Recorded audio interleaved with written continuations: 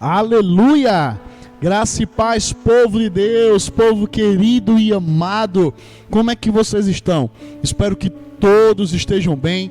Querido, hoje é uma noite especial, amém? Uma noite na qual o Senhor marcou, amém? Agendou para impactar a minha e a sua vida. E como eu falei, hoje é especial porque estaremos recebendo a ministração de Deus através da vida do pastor Henrique nessa noite, amém? Um amigo, um pastor da igreja UPG, amém? Está junto conosco hoje. E eu sei que virá uma palavra do coração de Deus aos nossos corações. Por isso, pega a tua Bíblia, teu caderno, caneta, lápis, amém? E abra o seu coração, aleluia, cheio de expectativa para poder receber dessa palavra que vai impactar você nessa noite, amém? Mas antes, eu quero orar, eu quero abençoar este culto, eu quero abençoar essa noite, porque eu sei que será extraordinário. Pai, em nome de Jesus, eu quero orar agora, pedindo a bênção do Senhor sobre a vida do pastor Henrique, sobre a família dele, o ministério dele, que ele dê um espaço para nessa noite estar ministrando, servindo ao povo de Deus com a palavra. Muito obrigado, Senhor, pela vida dele. Pai, eu também te agradeço por cada vida que está nos ouvindo agora, cada família. Pai, em nome de Jesus, que o Senhor possa estar impactando, alcançando, tocando, transformando cada vida nessa noite. Eu te agradeço pela tua unção, tanto aqui como em cada lar, em nome de Jesus. Nós te agradecemos, meu Pai, por esse culto e por essa noite, em nome de Jesus. Amém? Querido, antes de chamar o pastor Henrique, eu quero te convocar a você dar um like, dar um joinha nesse vídeo, compartilhar nas suas redes sociais, aleluia, divulgar, para que mais pessoas possam ser alcançadas através desse vídeo, dessa pregação, amém? Conto com você, aleluia, seja um missionário, divulgando, compartilhando esse vídeo, que eu creio que mais pessoas serão alcançadas em nome de Jesus. Amém? Aleluia, Pai do Senhor Jesus querido, é um privilégio poder estar aqui esta noite com você, compartilhando a palavra do Senhor Jesus. Quero mandar um abraço a toda a igreja Arpan que está aí assistindo essa palavra. Eu vou convidar você a transmitir essa mensagem para que outros também possam ser abençoados, amém? Eu quero conversar com você hoje sobre o principal problema do pecado. O pior problema do erro não é o erro em si, mas o que o erro produz em nossas vidas. Queria que você pegasse a sua Bíblia comigo, abrisse no livro de Lamentações de Jeremias, capítulo de número 3, verso de número 22. Lamentações de Jeremias 3, 22. A palavra do Senhor vai dizer assim: as misericórdias do Senhor são a causa de não sermos consumidos, porque as suas misericórdias não têm fim, e elas são novas a cada manhã. Grande é a sua fidelidade.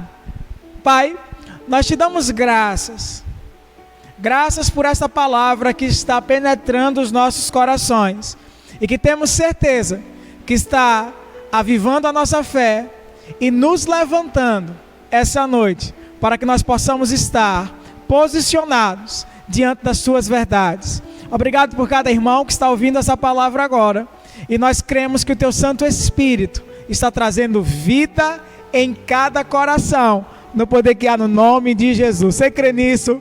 Então você diz amém. Irmãos, esses são dias que nós temos ouvido falar muito de pessoas que, devido à circunstância, devido à situação que estamos inseridos, pessoas têm cometido erros, pessoas que têm falhado, pessoas que têm caído em pecados já vencidos. E nós, como igreja, nós olhamos para essa situação muitas das vezes e nós precisamos entender o que fazer quando caímos, o que fazer quando nós erramos. Quando nós nos deparamos com o erro, existe uma grande questão, que é o nosso treinamento quando nós chegamos na igreja, de que nós não podemos errar. E essa é uma verdade. Como igreja do Senhor, como representantes do Evangelho, Jesus, ele vai nos ensinar de que é fato que os escândalos, eles aconteçam, mas ai daquele por quem vier o escândalo, ai daquele por onde vier essa situação. Então, eu e você como igreja, nós devemos nos posicionar e a cada dia buscarmos andar em inteireza de caráter diante do Senhor. Mas isso também não quer dizer que eu e você como homens, nós estejamos totalmente distantes de acabar cometendo um erro. Nós sabemos que na vida cristã, o pecado em nossa vida, ele não é uma prática. Nós não temos um estilo de vida de pecado, mas nós também sabemos que por muitas das vezes a gente acaba errando, mesmo sem querer.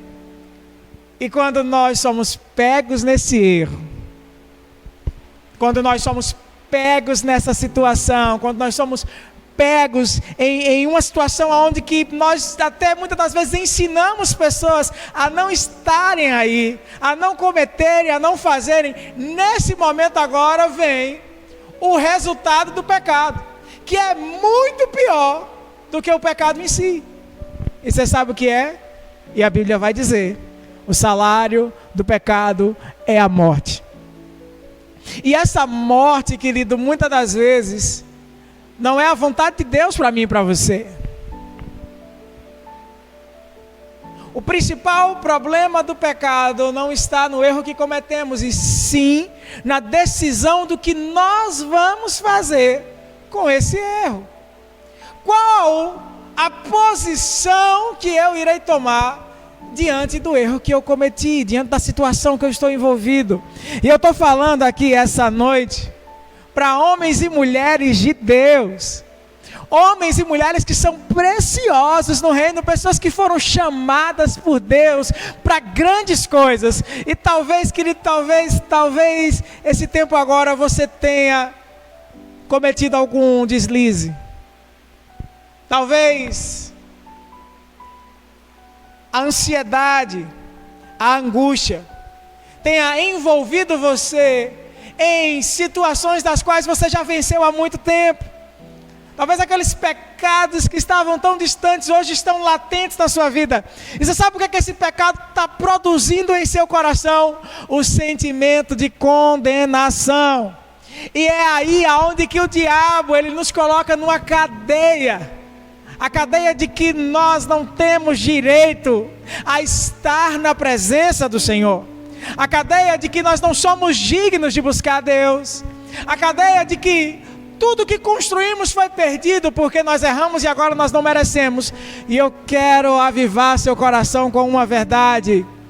Existe um fator no qual nós devemos nos agarrar quando cometemos um erro. E eu quero falar para você, exatamente para você que acha que não é digno, que acha que acabou, que acha que não tem mais jeito, que não tem mais volta.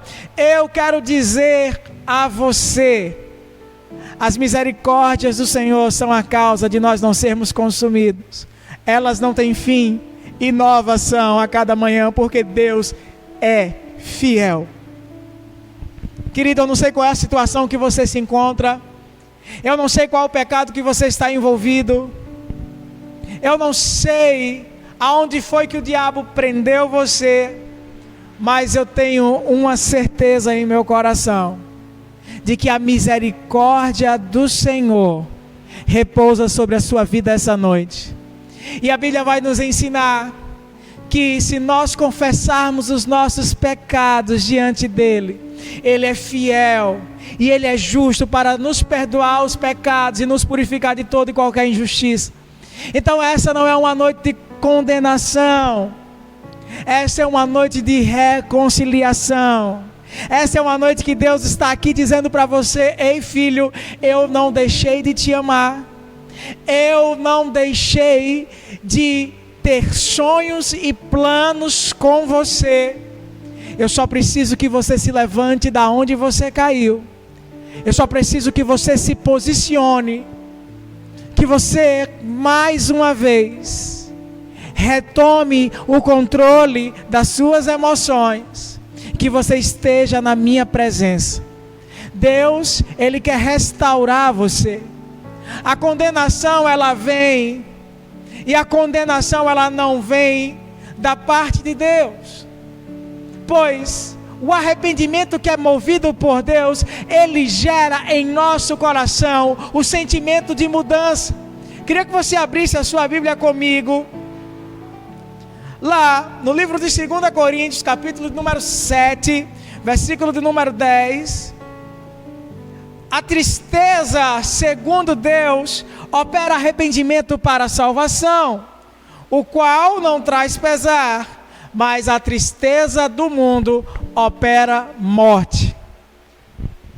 O arrependimento que é movido em nossos corações, da parte de Deus, gera dentro de nós salvação.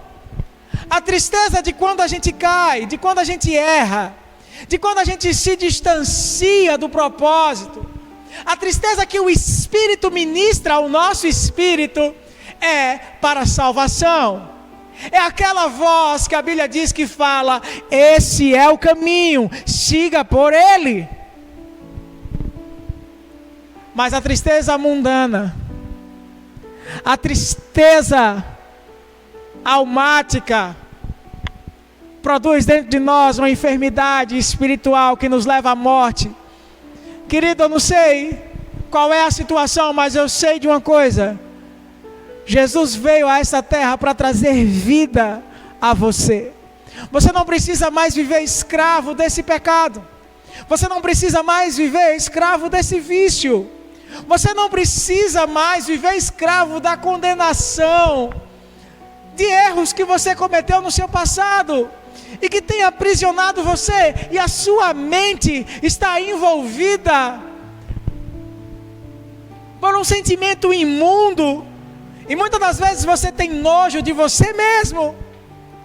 Você não consegue olhar para alguém com pureza, você não consegue ter uma vida de comunhão, nem com Deus, nem com as pessoas, porque a sua mente, ela sempre tem gerado um sentimento lascivo, um sentimento de promiscuidade, e isso é o reflexo de uma mente aprisionada na condenação de um erro. Talvez a sua sexualidade foi aflorada cedo demais. Talvez você foi sensualizado na sua infância. Talvez você passou por algum abuso na sua infância, e você tem carregado esse sentimento de condenação, de culpa, de peso, e isso tem lhe distanciado da verdade de Deus para você. E Deus está dizendo para você essa noite: filho, não volte ao jugo da escravidão. Foi para a liberdade que Cristo nos libertou. Irmãos, as nossas mazelas, traumas do passado, as nossas decisões erradas, o nosso pecado, ele não pode nos definir. Um erro não pode definir você. Muitas das vezes é isso que tem nos definido. Não uma vida inteira firmado em uma construção de bom caráter diante de Deus e dos nossos irmãos. Às vezes o que tem nos definido foi o erro que a gente cometeu em um momento de loucura, em um momento de descuido, em um momento de falta de vigilância. E eu quero dizer para você, querido, você não pode permitir que esse erro defina quem você é em Deus. Esse erro só vai definir você se você não se levantar, se você não se posicionar, se você não voltar às práticas das primeiras obras e dizer: Senhor, eu não quero ser essa pessoa, eu não quero ser definido por um erro que eu cometi. Eu sou definido na cruz de Cristo. pela graça do Senhor, na misericórdia de Deus, que são novas a cada manhã, e são as causas, e ela é a causa de eu não ser consumido. Eu sou definido na graça do meu Deus. Eu não estou dizendo aqui que você pode viver uma prática de pecado. Eu não estou dizendo aqui que você está livre. A graça não é isso. A misericórdia do Senhor não serve para isso. Eu estou dizendo aqui para você que não importa onde você se encontra essa noite, Deus está te chamando para voltar. Não importa o erro que você cometeu, não importa o pecado no qual você se envolveu, o Pai está chamando você mais uma vez. E tudo o que você precisa fazer é responder ao chamado do Senhor. A Bíblia vai narrar a história de uma mulher, foi pega em adultério, e essa mulher é levada até Jesus. E aqui está uma situação tão atual nos nossos dias.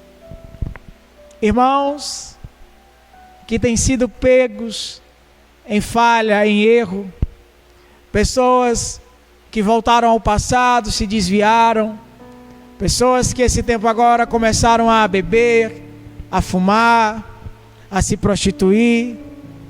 E eu quero falar para você, querido, Jesus não deixou de amar você. Os sonhos de Deus e os planos de Deus para a sua vida não acabaram. O Pai está te chamando essa noite, está dizendo: filho, esse pecado não pode definir você. Esse erro não pode definir você. Eu estou chamando você para que você se levante. A Bíblia vai dizer lá em João, capítulo de número 8, verso de número 2: mas na manhã seguinte, bem cedo, estava outra vez no templo, e logo se reuniu a multidão, e ele se sentou e ensinou. Então os mestres da lei e os fariseus lhe trouxeram uma mulher que foi pega em adultério, e a colocaram diante de quem? Pegam a mulher em erro e colocam essa mulher diante da multidão. E querido, talvez esse seja o maior desafio para que nós voltemos para Jesus. É o fator multidão. O que as pessoas vão pensar? O que o meu pastor vai pensar? O que os meus discípulos vão pensar? E eu quero dizer para você que mais importante do que a multidão é aquele que estava ensinando a multidão. Mais importante do que o que o mundo pensa de você, o que a religião pensa de você, o que a igreja pensa de você, mais importante do que isso é a opinião que o nosso Senhor Jesus tem ao nosso respeito. Ao invés de olhar a multidão, eu preciso olhar para Jesus. Eu preciso olhar para o meu bom mestre. Eu preciso me preocupar com a opinião que Jesus tem ao meu respeito. Um estilo de vida cristã. E essa é a essência do evangelho verdadeiro. É menos selfie. É menos stories. É menos status, feeds, seguidores, curtidas, compartilhamentos e mais respaldo diante do nosso Deus. A igreja da nossa geração é treinada para aparentar ser. Fechamos os nossos olhos, levantamos as nossas mãos, mas o nosso coração não está ligado ao coração de Deus. A nossa mente está ligada e vinculada na foto que será tirada, no vídeo que será passado, na quantidade de espectadores que estarão recebendo essa mensagem. Um estilo de vida cristão não está tão preocupado com o que a multidão pensa, acima do que a opinião de Jesus. Estamos diante da multidão? Estamos. Precisamos prezar pela consciência dos nossos irmãos? Precisamos nos comportar, precisamos divulgar a mensagem, precisamos usar as redes sociais para propagar a palavra do Senhor. Sim, precisamos, mas nada disso é mais importante do que a opinião de Deus ao nosso respeito, pois é Ele que sonda o coração dos homens, é Ele que pesa as intenções, é Ele que sabe e que vê além de um status, além de um texto, além de um vídeo. Ele vê o nosso coração. E eu quero dizer para você, querido, que se existe verdadeiro arrependimento em seu coração, não tem por que você ter medo da acusação e do julgamento da multidão que nos cerca. Você só precisa entender que Deus sabe que você se arrependeu. Deus sabe que você verdadeiramente entendeu que esse não é o lugar para você. Esse não é o tipo de coisa para você se envolver. Esse não é o tipo de situação que é para você estar. Então, se Deus sabe, Ele protegerá você da multidão. Ele guardará você da condenação. Ele lhe envolverá e Ele vai curar, vai restaurar e vai levantar você e vai fazer de você alguém melhor do que antes. E você vai poder testemunhar. Você vai poder ajudar outros que caíram. Você vai poder olhar para pessoas que erraram e dizer: eu já estive onde você está e o Pai me recebeu de volta, o Pai me restaurou. Eu só precisei vencer a vergonha,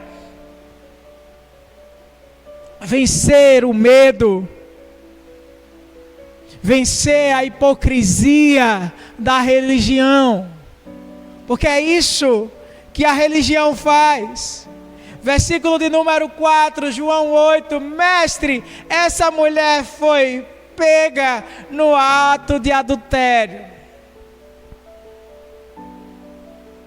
Essa mesma multidão que tinha a sua própria mazela, que tinha o seu próprio vício, que tinha o seu próprio erro, essa mesma multidão que faz dessa mulher um exemplo, a leva até Jesus e disse: esse é o pecado dela.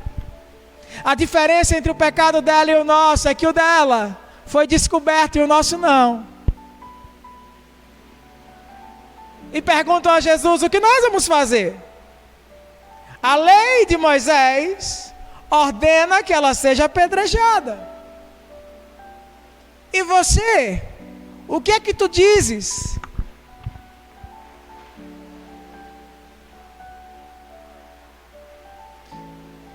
Qual a opinião de Deus? O que é que Deus quer com o pecado que você cometeu? Qual é o plano de Deus? E nós somos ensinados que a intenção de Deus quando nós pecamos é nos matar. Mas a morte, ela não vem em consequência de Deus. O que produz a morte não é Deus, o que produz a morte é o pecado. Porque é o pecado que nos afasta dele, é o pecado que nos leva para distante dele. Deus não quer você distante dele. A proposta de Deus, a intenção de Deus com o seu pecado, não é te matar nem te afastar dele. A intenção de Deus com o seu pecado é despertar dentro de você uma consciência para a misericórdia. De que você errou, você caiu, mas você não precisa viver nesse erro. Você não precisa viver preso nessa condenação. Você não precisa viver distante dele. Jesus está lá, escrevendo no chão. E aqueles homens insistem. E Jesus, ele conhece o coração do homem. E ele olha para aquela multidão. Aquela mesma multidão que queria fazer daquela mulher um exemplo. E Jesus diz: aquele que não tiver pecado, seja o primeiro a tirar a pedra. Nenhum daqueles homens tinha direito de apedrejar aquela mulher,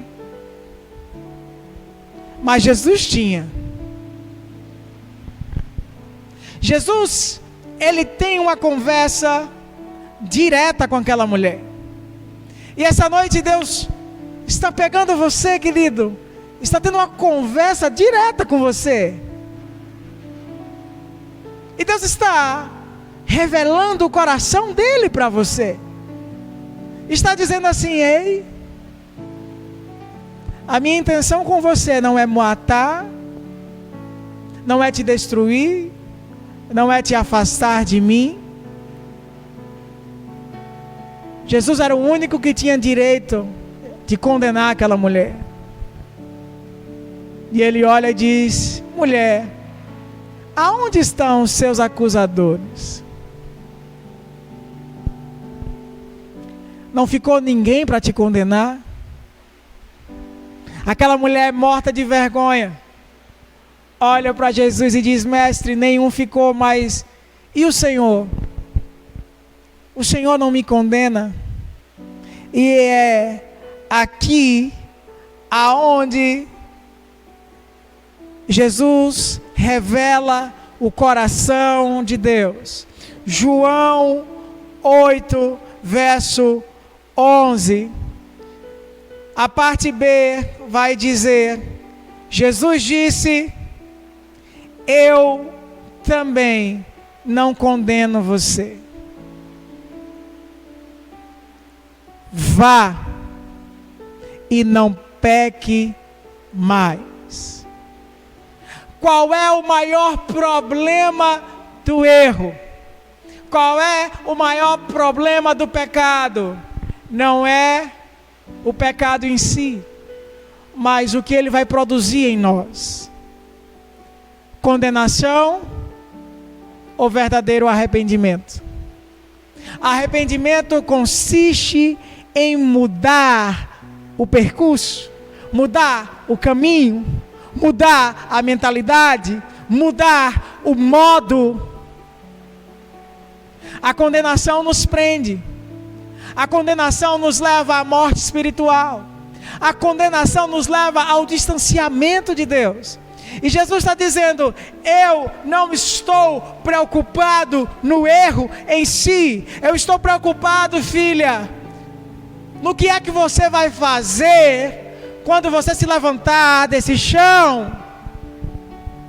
Eu estou preocupado não com o que você fez, mas eu estou preocupado com o que você vai fazer com o que você fez.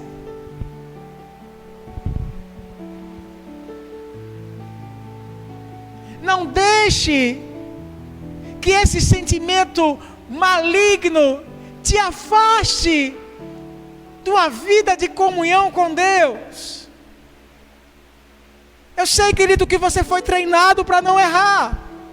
Eu sei que quando a gente entra num ambiente igreja, a gente olha para os irmãos e é todo mundo tão santo, é todo mundo tão correto, É todo mundo tão direito, e às vezes a gente se pega nesse sentimento de que eu sou o pior de todos, eu sou o mais sujo de todos, eu sou aquele que não merece nada, aquele que não é ninguém. E eu quero dizer para você que a misericórdia do Senhor está disponível para você nessa noite, porque elas são novas a cada manhã, elas não têm fim.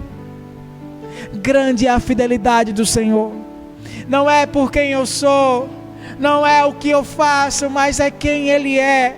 É a fidelidade do Senhor que está acima da minha. É o caráter de Deus que está acima do meu. É o amor de Deus que está acima do nosso. E Ele nos envolve com esse amor. E Ele está dizendo: ei filho, sabe esse pecado que você está vivendo? Sabe esse vício que você está vivendo? Sabe essa prisão que você se encontra? Jesus levou sobre Ele, na cruz, essa dívida já foi paga. E você não precisa mais viver assim. Tudo que você precisa fazer é aceitar a minha graça, é aceitar a minha misericórdia, é aceitar a minha bondade em sua vida, e entender que eu sou um pai de amor. Sim, eu corrijo, sim, eu repreendo, mas não para lhe matar. Sabe quando um pai, ele precisa disciplinar seu filho? E lá em casa, nós somos desse tipo de criação. Nós somos disciplinados desde criança. Nossos pais, eles nos disciplinavam. E quando havia essa necessidade da correção, a gente percebia que doía mais no coração dos nossos pais do que no nosso corpo. Porque nenhum pai que é pai e que ama tem prazer de corrigir o seu filho com vara. Ele faz pela necessidade de uma construção de caráter. Um pai que pune um filho, que tira do seu filho algo que ele tem desejo, prazer, como correção, ele não faz isso porque ele gosta de ver o filho sofrer, mas ele faz isso para ensinar. Deus, Ele nos ensina, Ele nos corrige, mas Ele faz isso por amor. Ele faz isso porque nos ama. Deus não passa a mão nos nossos pecados, Deus não passa a mão nos nossos erros, mas Ele não quer que o nosso pecado e o nosso erro nos mate. Ele diz: filho, estou corrigindo você, estou disciplinando você com o meu amor. E você precisa entender que a disciplina de Deus não serve para produzir em nós morte. O que nos mata não é a disciplina, o que nos mata é a vida e a prática de pecado. A disciplina nos aproxima dele. A disciplina forja em nós o caráter de Jesus. Então fique feliz.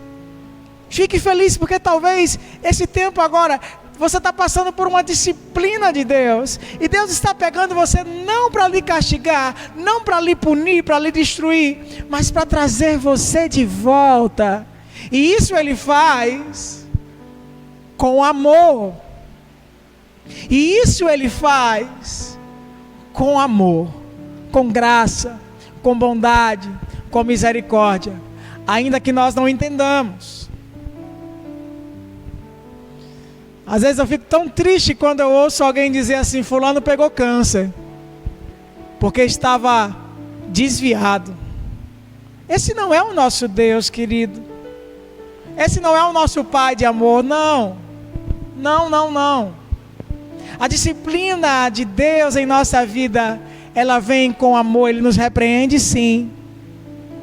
A tempestade que Deus mandou, e a Bíblia fala que foi a tempestade que Deus mandou para o barco de Jonas, não tinha o caráter de matar o Jonas mas tinha como propósito trazê-lo de volta ao caminho. Tempestades talvez estejam vindo para a sua vida, mas não é para matar você. Não é para destruir você, mas é para trazer você de volta para o propósito.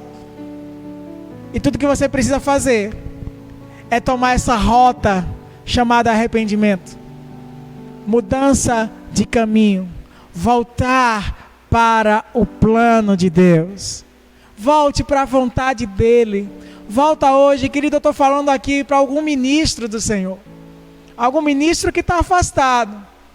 Algum ministro que está pensando em se desviar. E eu quero dizer para você, tome a rota do arrependimento. Não faça como Judas. Judas, ele até se arrependeu. Você percebe que ele pega as suas moedas e joga e sai. Mas o arrependimento de Judas não foi um arrependimento espiritual. Não foi um arrependimento enraizado na misericórdia de Deus. Foi um arrependimento humano. Um sentimento de culpa. Um sentimento de remorso. 2 Coríntios 7. Uma tristeza que produz morte. E Judas cometeu suicídio.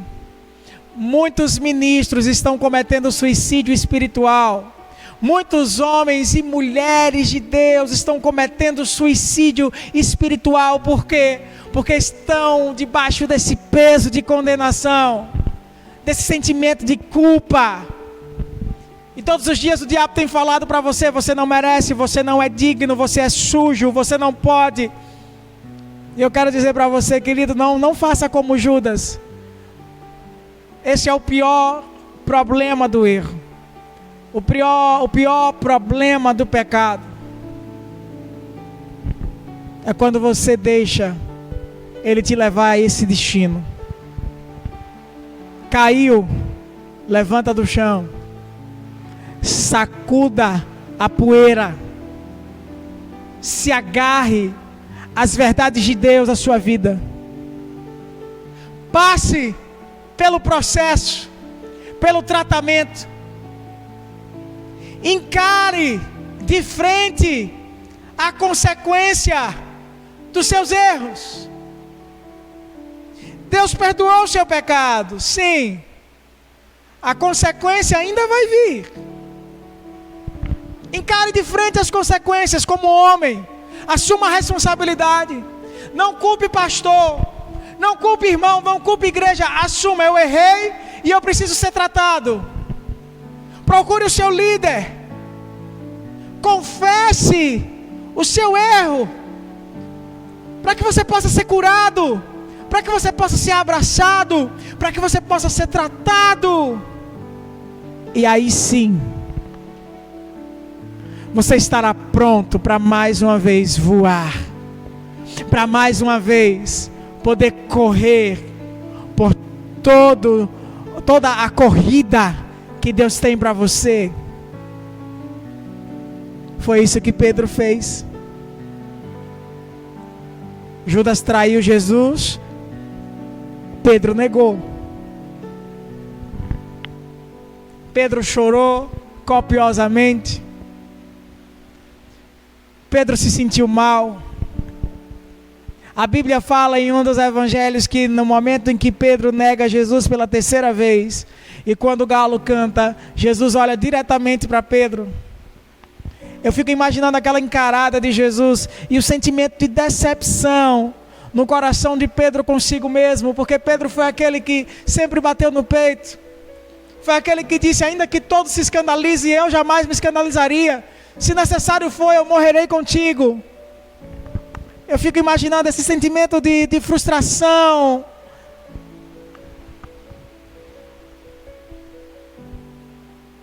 Eu fico imaginando a decepção que Pedro teve consigo mesmo.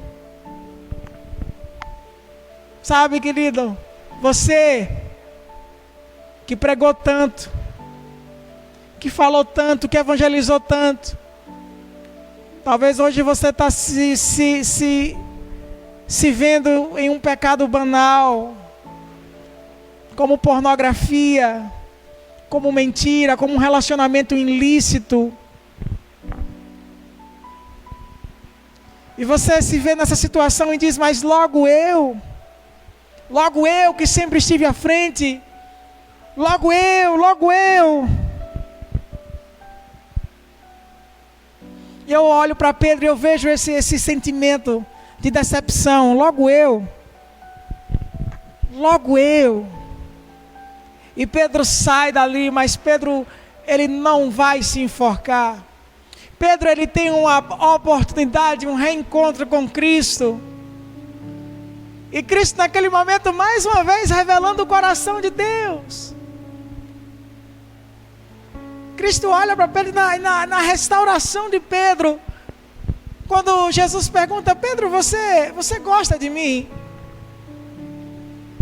Pedro, você me ama? E Pedro diz, eu gosto de você. Jesus pergunta, Pedro, você me ama? E ele diz, tu sabes que eu gosto de você. E Jesus pergunta pela terceira vez, Pedro,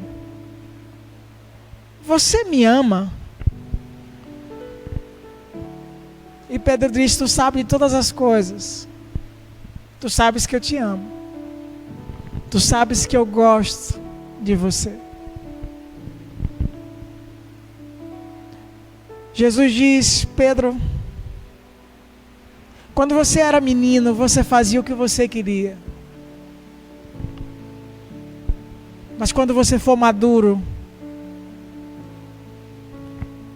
outros vão vestir você e vão levar você para um lugar onde você não quer ir.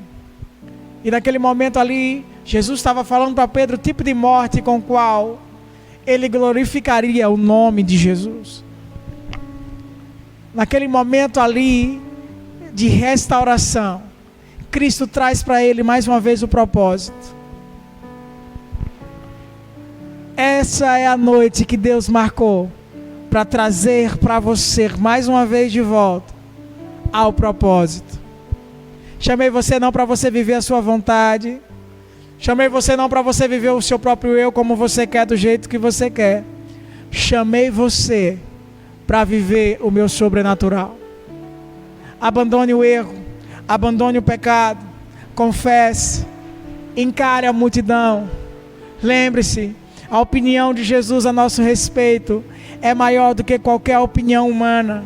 Volte para Jesus, querido, volte para Jesus enquanto é tempo.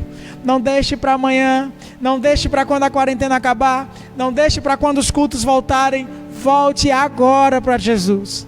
Você que está aí na sua casa, que ouviu essa palavra e que está com o seu coração queimando, não importa qual é o tipo de pecado que você está, eu quero dizer para você, Jesus não deixou de amar você. Ainda há tempo, ainda há tempo, ainda há tempo. Esse é o tempo de você voltar. Então faça uma oração aí agora. Se arrependa dos seus pecados. Se você está precisando de ajuda, procure o seu pastor, procure o seu líder espiritual e diz, olha, eu preciso de ajuda. Eu preciso de ajuda. Não tenha medo. Nós como pastores, nós não estamos aqui para lhe condenar, lhe punir, lhe julgar. Nós estamos aqui para te abraçar e te ajudar a se levantar. E eu tenho certeza, querido, que você vai se tornar muito mais forte do que antes. Tudo que você precisa fazer é ter a humildade de se arrepender. Lembre-se, as misericórdias do Senhor são a causa de nós não sermos consumidos. Elas não têm fim, novas são a cada manhã. Grande é a sua fidelidade. Nosso Senhor é fiel. Se você está aí, você ainda não aceitou Jesus como Senhor e Salvador da sua vida, você pode agora, nesse momento, fazer uma confissão de fé e falar assim, Senhor Jesus, eu te aceito como Senhor e Salvador da minha vida. Eu te entrego o meu coração. Eu te entrego toda a minha vida. Em teu nome, Jesus, eu oro. Você diz amém? Deus abençoe você. Deus abençoe a sua família. Deus abençoe a sua casa. Que você seja profundamente abençoado pela palavra do Senhor. Nós amamos você. Eu quero dar a bênção apostólica. É uma honra para mim estar aqui na Arpan, dar a bênção apostólica. Eu me sinto dessa igreja. Já falei, pastor George, a gente está junto, daqui até o céu. Que o amor de Deus, a graça do nosso Senhor Jesus e a comunhão do seu doce Espírito Santo esteja com todos nós, hoje e eternamente. Você diz amém? Deus abençoe a sua vida.